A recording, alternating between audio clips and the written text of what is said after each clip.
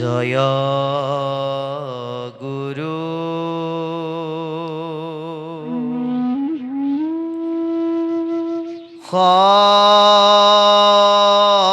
শংকৰ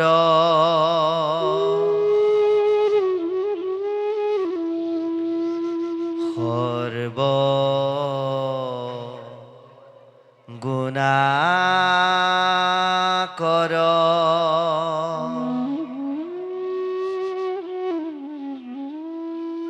যাকেৰি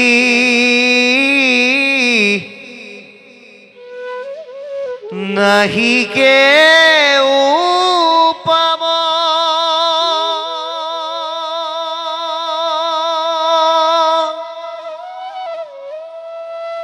তুহারি শরণ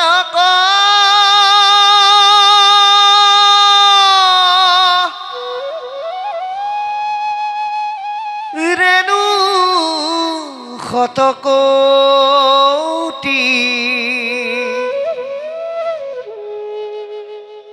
বারে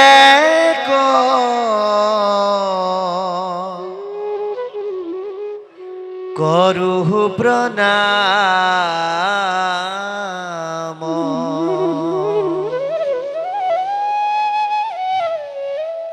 বারে করু প্রণাম বারে করু প্রণাম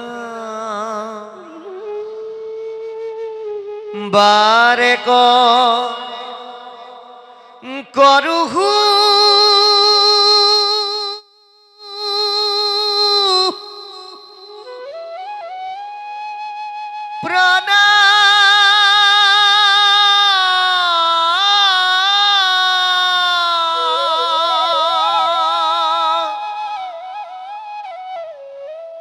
বারে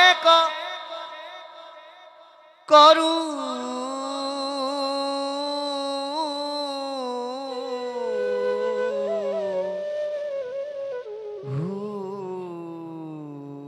প্রণাম।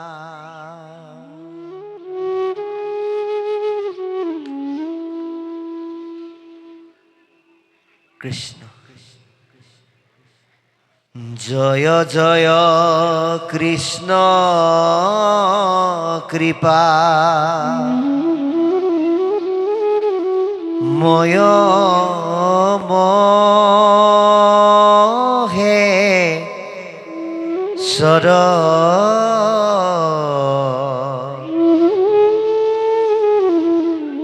যার আজ্ঞা হিরে বহে ব্রহ্মা হরি হর এ রাম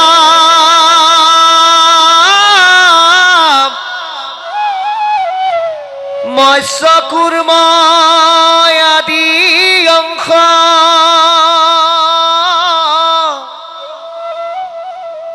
অবতার যার ঈশ্বর কৃষ্ণ করু কোটি নমস্কার।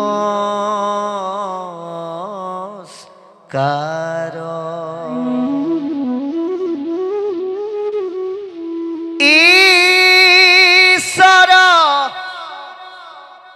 কৃষ্ণ করু কোটি নমস্কার।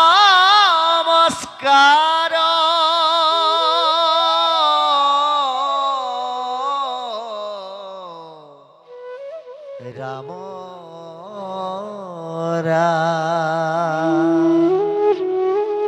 কৃষ্ণ এই মহাভাগৱত শাস্ত্ৰ যিহেতুকে ভগৱন্তই নিজেই কলিযুগত শৰীৰ ৰূপ ধাৰণ নকৰি বাক্যময় মূৰ্তিৰ ৰূপে ইয়াত প্ৰতিষ্ঠিত হৈ কোনটো সত্য কোনটো অসত্য আমি কি কৰিব লাগে কি কৰিব নালাগে কোনটো আন্ধাৰ কোনটো পোহৰ কোনটো উচিত কোনটো অনুচিত আটাইখিনি কথা তেওঁ আমাক শব্দ ব্ৰহ্মৰূপে কৈ আছে। ভগৱন্ত বাংময় মূৰ্তি ৰূপে প্ৰজ্বলিত হৈ আছে। গতিকে এই ভাগৱতৰ শব্দ ব্ৰহ্মক নিজৰ জীৱনৰ ব্ৰত হিচাপে লৈ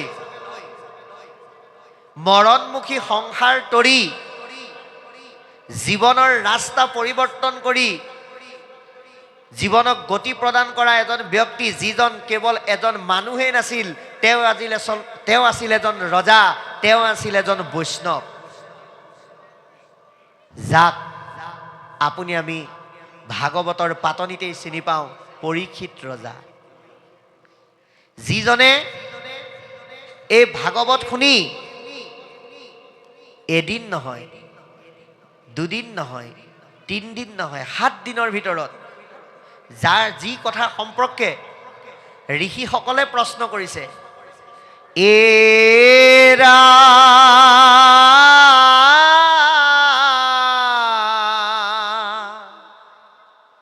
বৈকুণ্ঠৰ শাস্ত্ৰ ইটো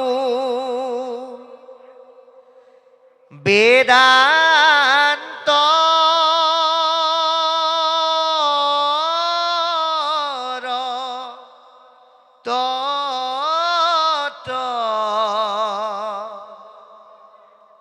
সাত দিনে কৈলাসিটো মহাভাগৱত।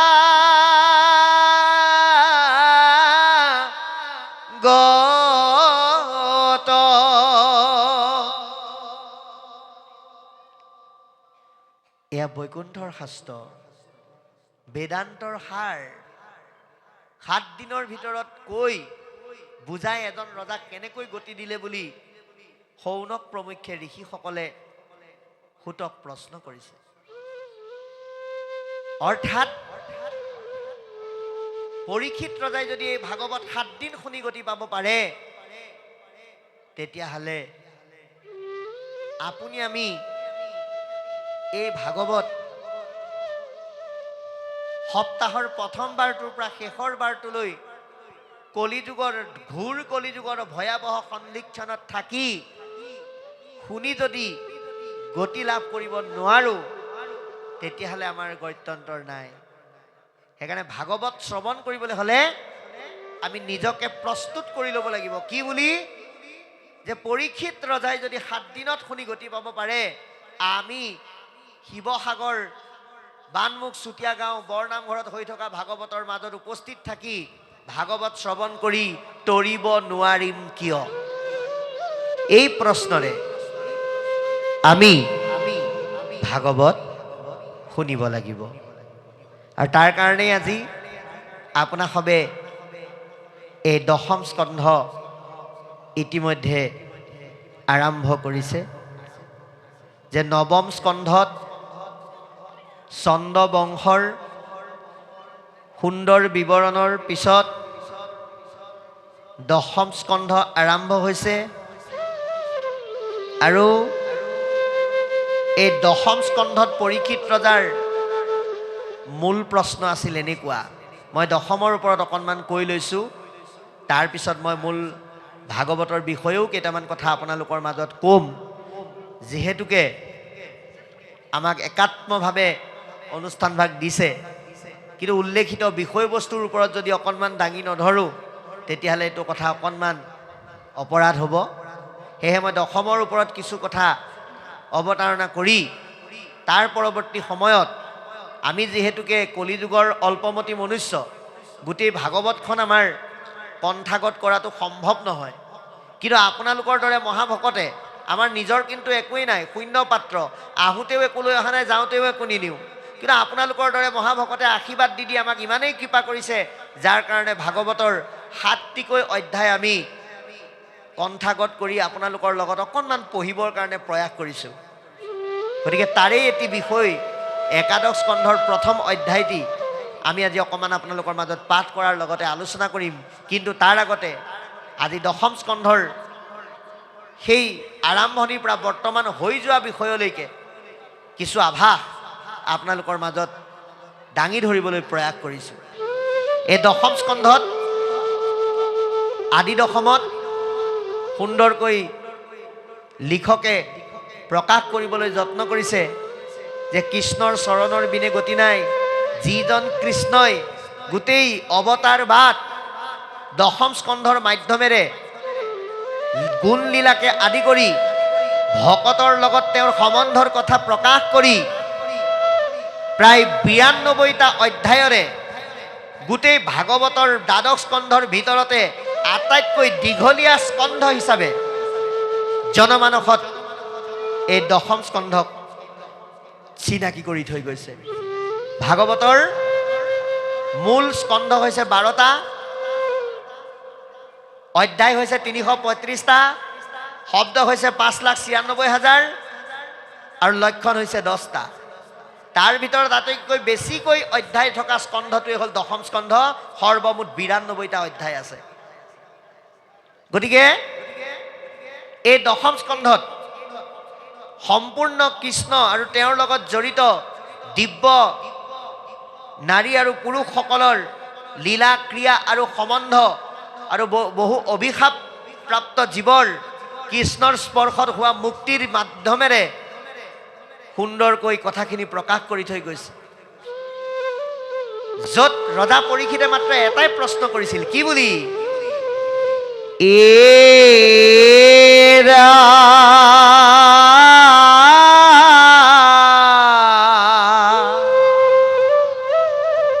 মোৰ পিতামহ বৰ্গে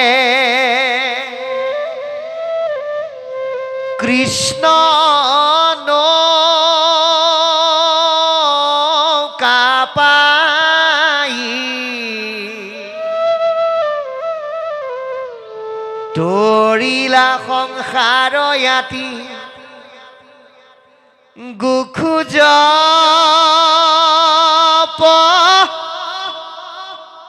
ৰাই।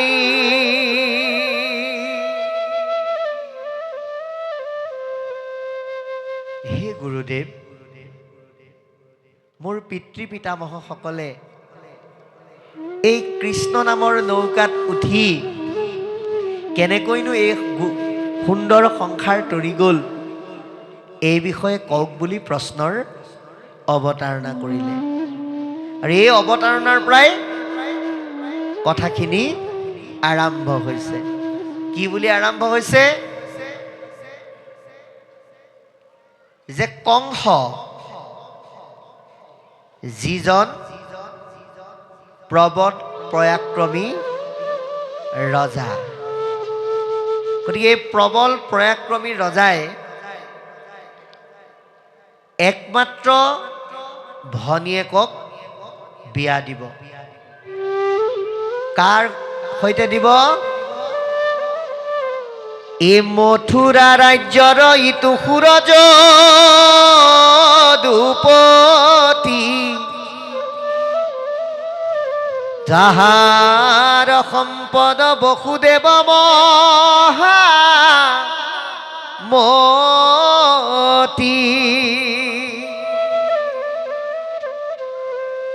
গতিকে সেই সুৰ যদুপতিৰ সম্বন্ধীয় বংশৰ সুন্দৰ এজন সুঠাম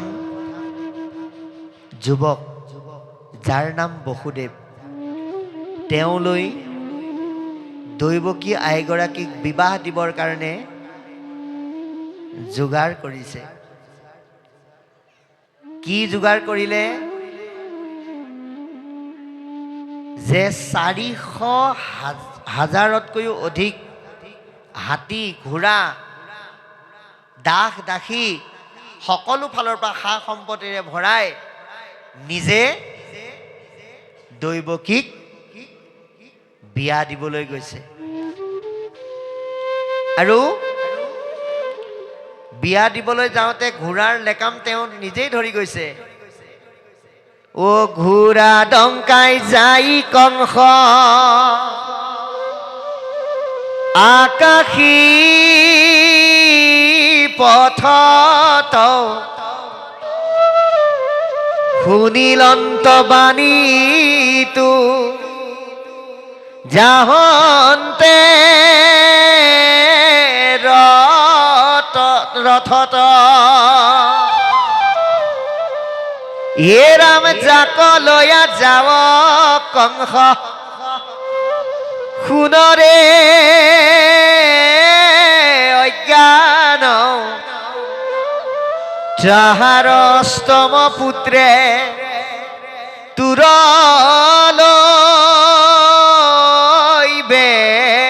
প্ৰাণ। কি বুলি ক'লে? কংসৰ চিন্তাবিলাকক বুজিবৰ কাৰণে আজি ভাগৱতে আমাক দশমৰ আৰম্ভণিতে ক'লে যে যদি আপোনাৰ চিন্তাবিলাক যদি কংসমুখী হয়, আপুনি যদি ভাবে বস্তুবিলাক চব মই গোটাইছোঁ, মই কৰিছোঁ, মোৰ দ্বাৰা হৈছে, অহংকাৰে পৰিপূৰ্ণ হৈ থকা সম্পদ কেতিয়াও কৃষ্ণই গ্ৰহণ নকৰে। ইয়াক বুজাবৰ কাৰণেই, কাৰণ কংসই কৈছে মোৰ চিন্তা নাই, মোৰ ঢেৰ বস্তু আছে, গতিকে মই মোৰ একমাত্ৰ ভনীক কোনো অভাৱ দুখ দুৰ্দশাত নপৰাকৈ মই বিয়া দিম নিজে। এই মই আৰু মোৰ অহংকাৰেৰে লেতেৰা হৈ থকা সম্পদবিলাক যে কৃষ্ণই গ্ৰহণ নকৰে, তাক বুজাবৰ কাৰণে বাটতে আকাশী বাণী শুনিলে। হেৰৌ মূৰ্খ কংস, তই যে এই সা সম্পত্তিবিলাক তই মই আৰু মোৰ বুলি কৈ পেলাই প্ৰকাশ কৰি অহংকাৰ কৰিছ, তই নিজক এবাৰ সোধ, তই তই নিজেই তই তোৰ হয়নে নহয়? গতিকে যিসকল অকিঞ্চন দুৰাচাৰী, যিসকল মহাপাপী, যিসকলে অহংকাৰত মত্ত হৈ থাকে, তেওঁলোকে আটাইতকৈ ভয় কৰে মৃত্যুলৈ। গতিকে মৃত্যুৰ কথা যেতিয়া আহি যায়, তেতিয়া সেইজন ব্যক্তি যিকোনো পৰ্যায়লৈকে যাব পাৰে। নিজে হাতেৰে লেকাম ধৰি থকা কংসই হাতত খাণ্ডা তুলি দৈৱকীক বধ কৰিবলৈ উদ্যত হ'ল। বসুদেৱে বুজাইছে